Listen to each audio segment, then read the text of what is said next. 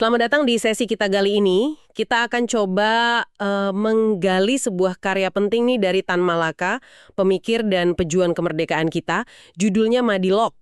Nah, sumber kita hari ini memang ya ringkas ya, cuman deskripsi buku yang Anda bagikan dari gramedia.com. Tapi kita coba gali sedalam mungkin dari apa yang ada di sana ya. Tujuannya buat memahami gagasan inti di balik akronim Madilog itu. Materialisme, dialektika, sama logika. Oke, mari kita langsung masuk aja.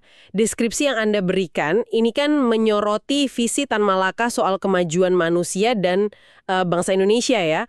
Ada semacam kerangka berpikir yang diajukan di sana, betul? Betul. Yang menarik dari deskripsi ini, bagaimana Tan Malaka itu memetakan tahapan berpikir manusia, dimulai dari apa yang dia sebut logika mistika. Nah, ini bisa kita artikan gimana ya cara berpikir yang mungkin masih bersandar pada tahayul atau tradisi tanpa dipertanyakan lagi, pokoknya penjelasan non-ilmiah lah.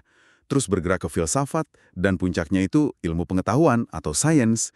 Kunci pandangannya, menurut deskripsi ini nih, selama bangsa kita masih terkurung dalam logika mistika itu, ya kemajuan sama kemerdekaan sejati agak susah diraih gitu.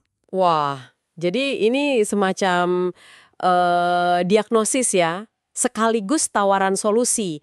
Madilog ini kayaknya diajukan sebagai jalan keluar gitu. Mendorong bangsanya buat beralih cara berpikir biar bisa maju, lepas dari keterbelakangan. Ajakan yang cukup fundamental ya kedengarannya. Tepat sekali. Dan Madilog itu sendiri, materialisme dialektika logika, yaitu inti metode berpikir baru yang dia tawarkan. Mari kita coba kupas satu-satu ya, berdasarkan apa yang dijelaskan di deskripsi singkat ini. Pertama, materialisme.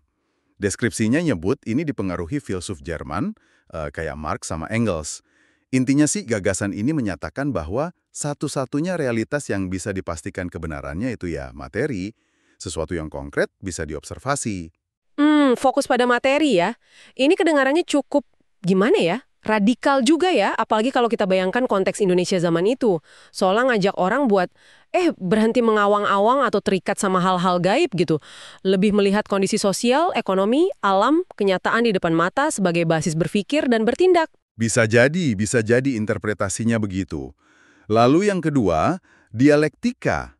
Nah, konsep ini, menurut deskripsi itu, menekankan bahwa nggak ada kebenaran yang absolut atau final. Kebenaran itu berkembang, berubah terus seiring waktu. Tan Malaka, katanya, menekankan bahwa selalu ada pergerakan, perubahan yang pasti berdampak ke kehidupan. Jadi, menolak pandangan yang kaku, statis soal kebenaran. Menarik.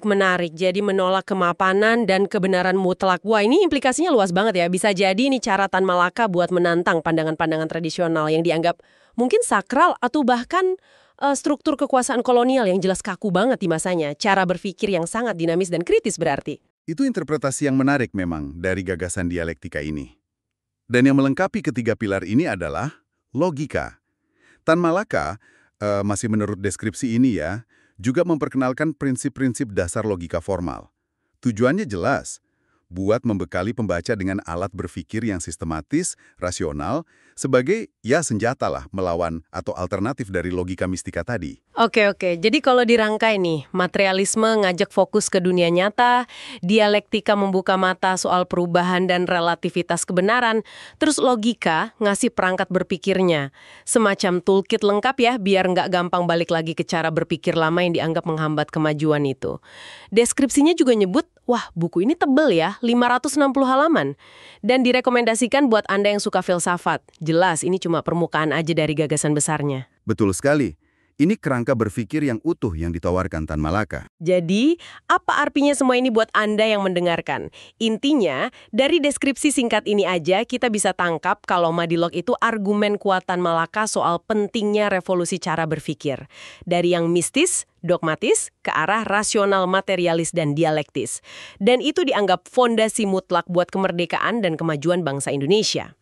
Iya, kalau kita tarik ke gambaran lebih besarnya, ini sebuah upaya intelektual yang, monumental ya pada zamannya. Tan Malaka mencoba meletakkan dasar filosofis gitu, buat transformasi masyarakat. Bukan cuma merdeka politik, tapi juga merdeka dalam berpikir.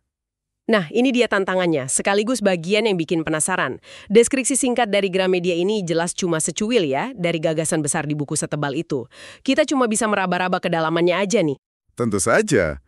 Diskusi singkat kita berdasarkan deskripsi ini malah memunculkan satu pertanyaan penting nih buat Anda renungkan lebih dalam. Dengan mempertimbangkan gagasan Tan Malaka tentang 3 tahap logika itu dari mistika ke filsafat sampai sains, bagaimana Anda melihat relevansi atau mungkin jejak-jejak pertarungan cara berpikir ini dalam menghadapi tantangan informasi, hoaks, dan perubahan zaman sekarang di sekitar kita? Coba direnungkan.